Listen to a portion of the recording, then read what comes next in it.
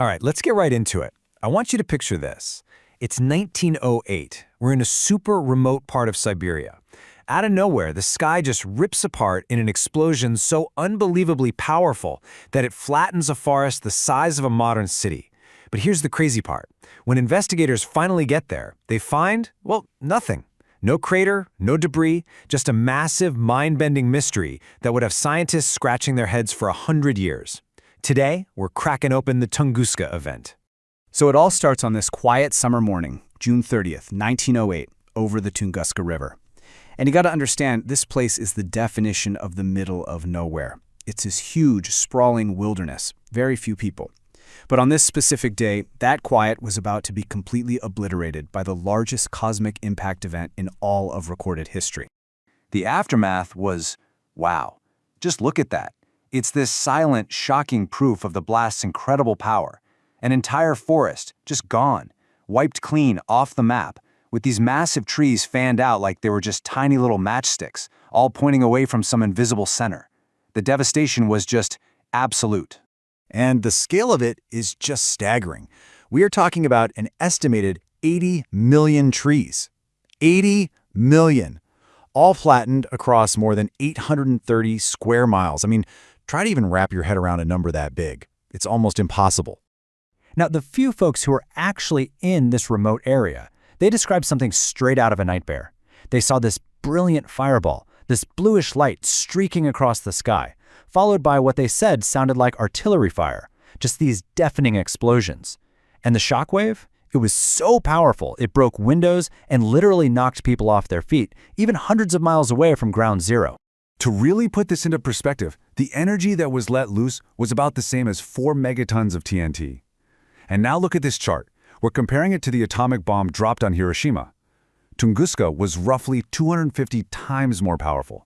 That's not just a little bit bigger. That's a whole other level, a truly planetary scale event.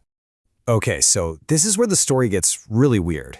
When scientists finally managed to put together an expedition, they went in expecting to find one thing above all else, a giant impact crater.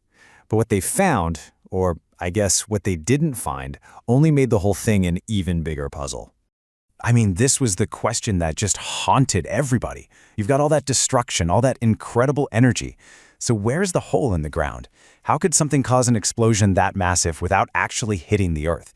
It just didn't make any sense. And you know what made it even harder to solve? Time.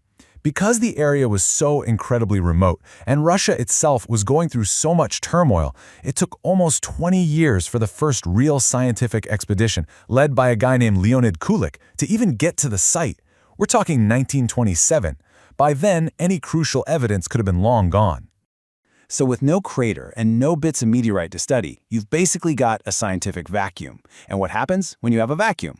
Well, the wild theories start pouring in. And I mean wild. People were saying it was a crashing alien spaceship, or a tiny black hole that passed right through the Earth, or even a particle of antimatter. The real explanation, though, turned out to be just as incredible. So fast forward 100 years. You'd think the trail was ice cold, right? Well, it turns out the biggest clue for solving this century-old mystery wasn't going to come from digging in the Siberian dirt. It was going to come from the sky, more than a century later, and, you guessed it, once again, over Russia. This time, when a meteor exploded in the atmosphere over the city of Chelyabinsk, the whole world was watching. We're talking dash cams, security cameras, smartphones, everybody captured it. And this gave scientists a massive, unprecedented amount of data to work with. And when you put the two events side by side, the connection just becomes crystal clear.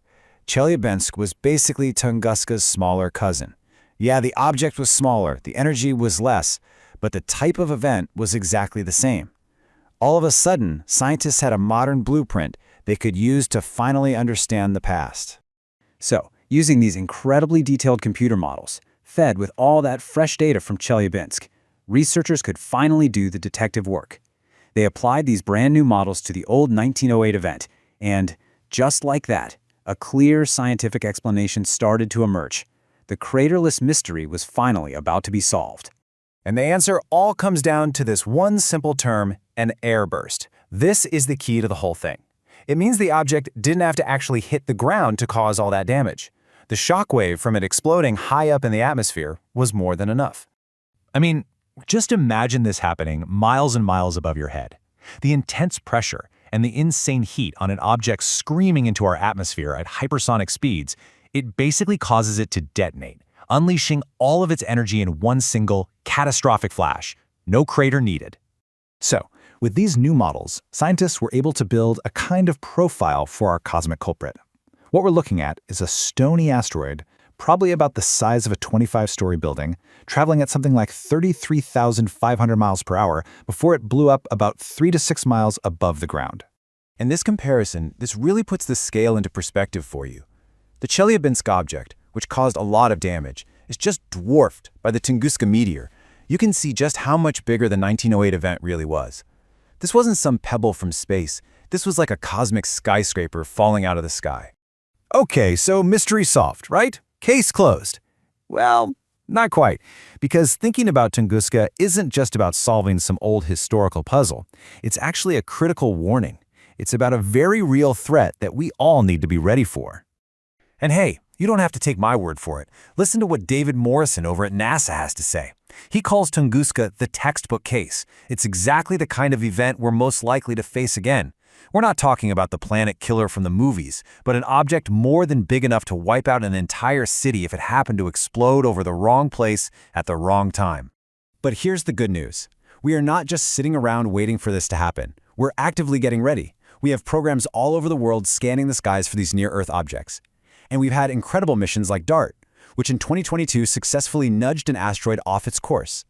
That proved we can actually develop the tech to protect ourselves. It's the first real step in a true planetary defense system. And that really brings us to the big final question, doesn't it? The Tunguska event was a wake-up call that took us over a century to fully understand. We now know what happened, and more importantly, we know it's going to happen again. It's a matter of when, not if. So, the only question left is, next time, will we be ready?